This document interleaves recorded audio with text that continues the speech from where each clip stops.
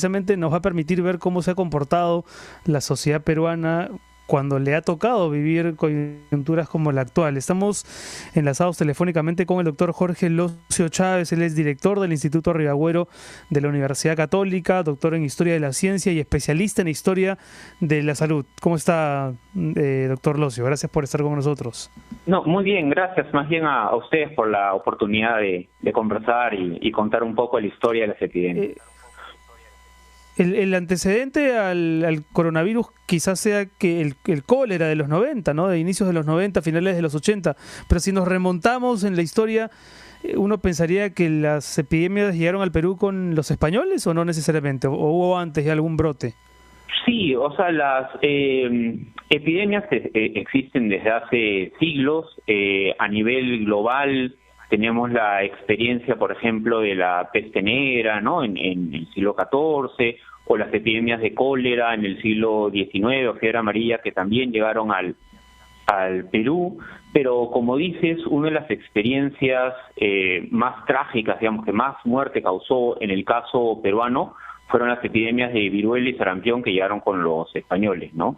Eso llevó a millones de muertos, ¿no? A más de 10 millones de muertos en el contexto del antiguo Perú, ¿no? Sobre todo porque eran enfermedades para las cuales los peruanos de ese entonces no tenían inmunidad.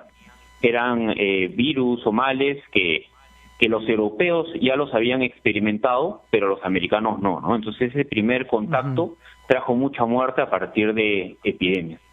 Y como dices, una experiencia más reciente, en el caso peruano, es la del cólera en el 91, está también la del SIDA en los 80 o el H1N1 en el 2009.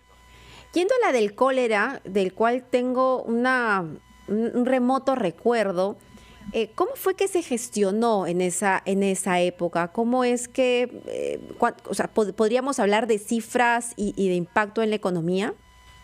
Sí, esa fue también una epidemia que el cólera era una epidemia que ya había venido al Perú en el siglo XIX. Era un mal que arrasó que salió de India y arrasó en distintas ciudades, pero sobre todo en el siglo XIX.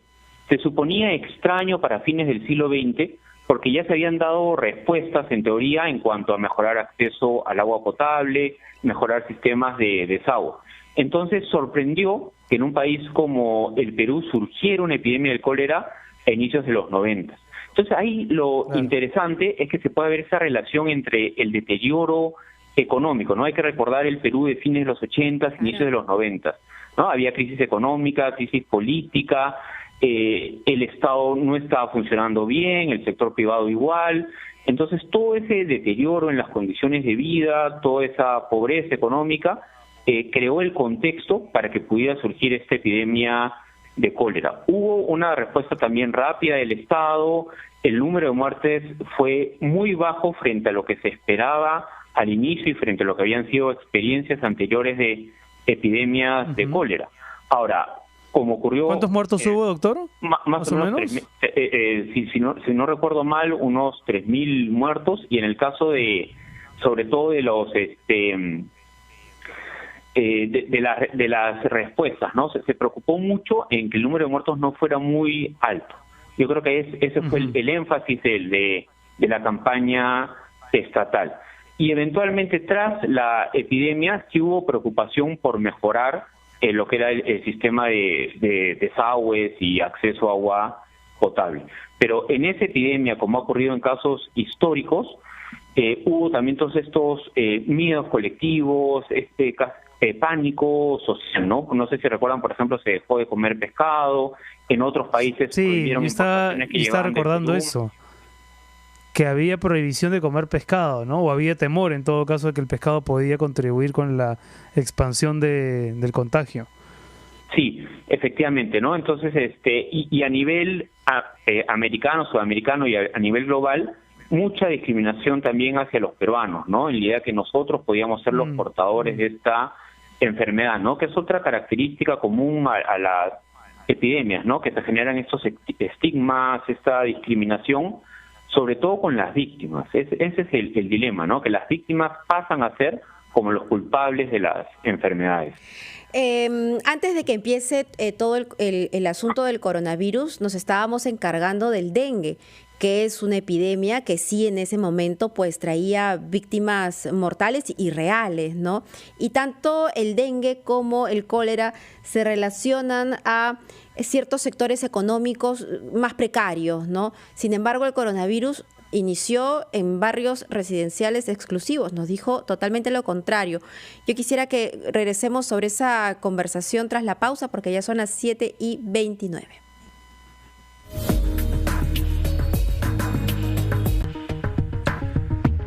7 de la noche con 34 minutos. Estamos conversando con el doctor Jorge Locio Chávez, director del Instituto Ribagüero de la Universidad Católica, doctor en Historia de la Ciencia y especialista en Historia de la Salud. Y antes de la pausa, Mabel había preguntado sobre las conexiones entre el cólera y el dengue, que precisamente justo antes de que estallara todo el tema del coronavirus, era una de las grandes preocupaciones sanitarias en el Perú, doctor. Sí, es una pregunta muy pertinente porque efectivamente la enfermedad, la propagación de epidemias y pandemias está asociada con pobreza.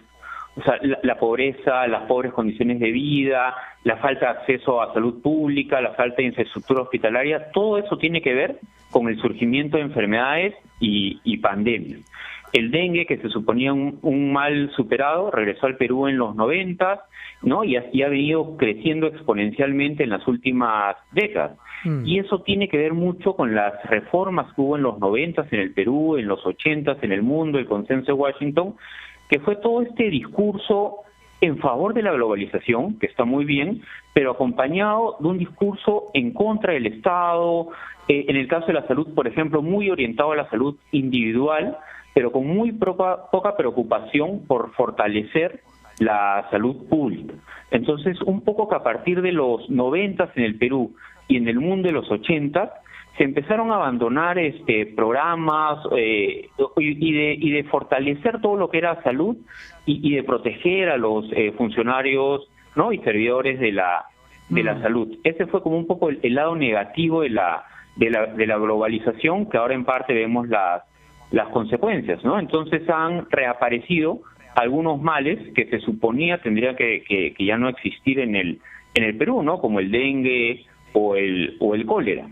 Y el otro comentario también tiene que ver con la globalización, ¿no? Efectivamente el coronavirus ha viajado sumamente rápido y ha llegado sobre todo a partir de la gente que viajaba, ¿no? Entonces, efectivamente, clases altas, clases medias principalmente, en un inicio al menos, ¿no? Y lo otro que es que en este mundo globalizado, aunque, o sea, cuando surgió la epidemia y se hablaba de esta epidemia en esta provincia de China, parecía algo muy lejano, en un mundo tan globalizado como el actual, en verdad las distancias ya no son tantas, ¿no? Entonces, al cabo de poco tiempo, algo que parecía muy distante y lejano, y era una crisis sanitaria en todo el mundo.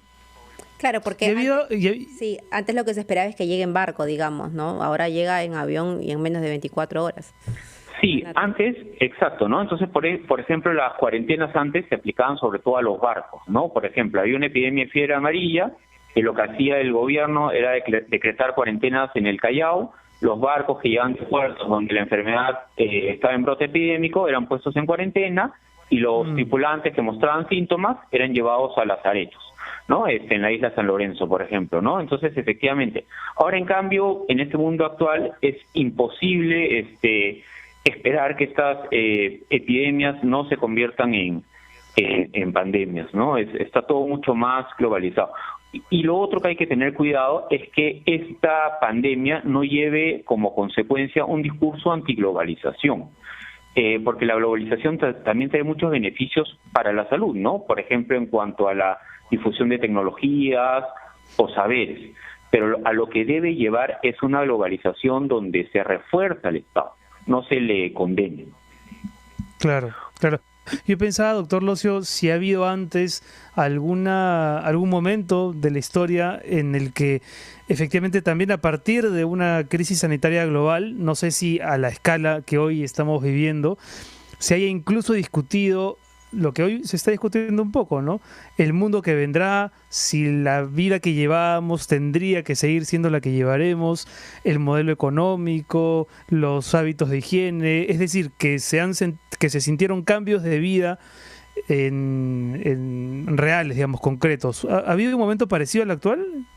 Yo creo primero que lo que dices es cierto, ¿no? Yo creo que aunque tenemos, por supuesto, experiencias de pandemias anteriores y muchas con millones de muertos, como la influenza de 1918, lo que está sucediendo ahorita yo sí creo que es inédito, ¿no? Este mundo en cuarentena, o sea, antes en cuarentena se ponía una ciudad o puertos, ¿no? Pero que prácticamente el mundo entero esté en cuarentena, eso es algo que nunca se ha visto, ¿no? Entonces, claro, las consecuencias yo creo que va a haber de todas maneras.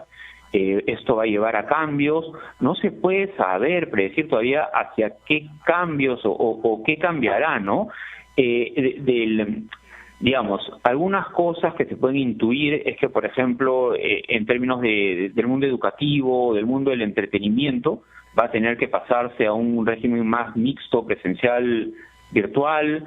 En lo económico se puede intuir que una crisis va a venir, ya sea de corto o mediano plazo. Por suerte tenemos en cierta medida la experiencia de crisis anteriores como la Gran Depresión. Entonces yo creo que los estados tienen el conocimiento de cómo actuar, cómo se resolvieron crisis anteriores, ¿no? En anteriores oportunidades lo que ha ocurrido es que normalmente algunas lecciones han aprendido, otras no, ¿no? Por ejemplo, los estigmas, que en el caso de esta pandemia todavía no son tan claros y hay que evitar que surjan, han sido recurrentes.